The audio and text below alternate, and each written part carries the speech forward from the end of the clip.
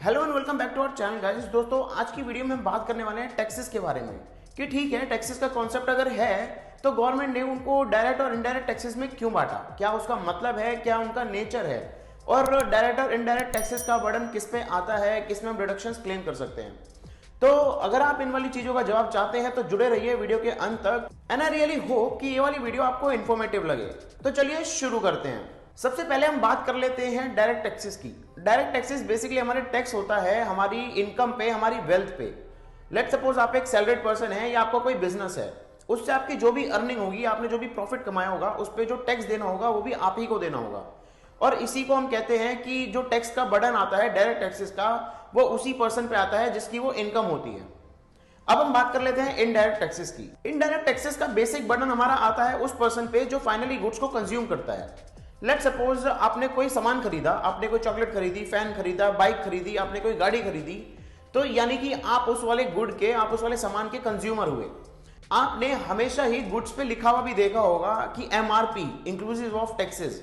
तो वो जो टैक्स होता है वो हमारा इनडायरेक्ट टैक्स होता है, वो बेसिकली हमारा जीएसटी होता है आज की डेट में। तो वो वाला टैक्स हमारा फाइनली उस वाले पर्सन पे जाता है जो फाइनली उन वाले गुड्स को कंज्यूम करता है। अब हम बात कर लेते हैं हमारे डायरेक्ट टैक्स के नेचर के बारे में। डायरेक्ट टैक्स का नेचर आपने अधिकतर सुना होगा कि प्रोग्रेसिव होता है। अब इस प्रोग्रेसिव का मतलब क्या होता है? सी, जैसे जैसे आपकी इनकम बढ़ती है, आपका टैक्स का अमाउंट बढ़ता है, तो उसको हम कहते हैं प्रोग्रेसिव नेचर, कि जैसे जैसे हमारी इनकम बढ़ी वैसे वैसे हमारा टैक्स बढ़ गया। वहीं अगर आप बात करें इनडायरेक्ट टैक्सेस की, तो लेट सपोज आपने कोई चॉकलेट खरीदी, उस पर आपको टैक्स देना पड़ा। अगर आप एक मिडिल क्लास इंसान हैं या आप एक लोअर क्लास से बिलोंग करते हैं, वो टैक्स हमारे लिए सेम ही रहेगा। इसीलिए इनडायरेक्ट टैक्सेस को यूजुअली रिग्रेसिव इन नेचर कहा जाता है। अब हम बात कर लेते हैं इंपैक्ट की। डायरेक्ट टैक्स का इंपैक्ट बेसिकली हमारे एक ही पर्सन पे होता है जिसने इनकम कमाई, जैसा कि मैंने आपको थोड़ी देर पहले भी बताया था। वहीं इनडायरेक्ट टैक्स का हमारा जो इंपैक्ट होता है वो फाइनल कंज्यूमर पे होता है। मान लीजिए मैं एक शॉपकीपर हूं, मैंने आपको कोई गुड सेल किया, आप उस वाले गुड के फाइनल कंज्यूमर हुए, तो उस वाले गुड का टैक्स आप मेरे को दे देंगे और मैं गवर्नमेंट को जमा करा दूंगा। तो उसका जो इंपैक्ट आया वो आया कंज्यूमर पे। इंपैक्ट से जुड़ी हुई ही है हमारी बर्डन की बात। जैसे कि जो हमारा डायरेक्ट टैक्स का बर्डन होता है वो उसी वाले इंसान पे आता है जो वो इनकम कमा रहा है, वहीं जो हमारे इनडायरेक्ट टैक्स का बर्डन आता है वो फाइनल कंज्यूमर पे आता है। अब लास्टली हम इसमें बात कर लेते हैं हमारे टैक्स डिडक्शन की, टैक्स इवेजन की।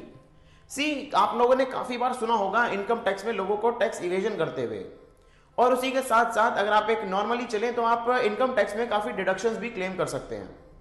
वहीं अगर आप बात करते हैं इनडायरेक्ट टैक्स की, तो वहां पे टैक्स इवेजन और टैक्स डिडक्शन दोनों ही चीजें लगभग ना के बराबर हैं, वो पॉसिबल ही नहीं है। तो गाइज ये थी एक छोटी सी वीडियो जिसमें मैंने काफी इजीली आपको समझाने की कोशिश करी कि बेसिकली हमारा डायरेक्ट और इनडायरेक्ट टैक्स में क्या अंतर होता है।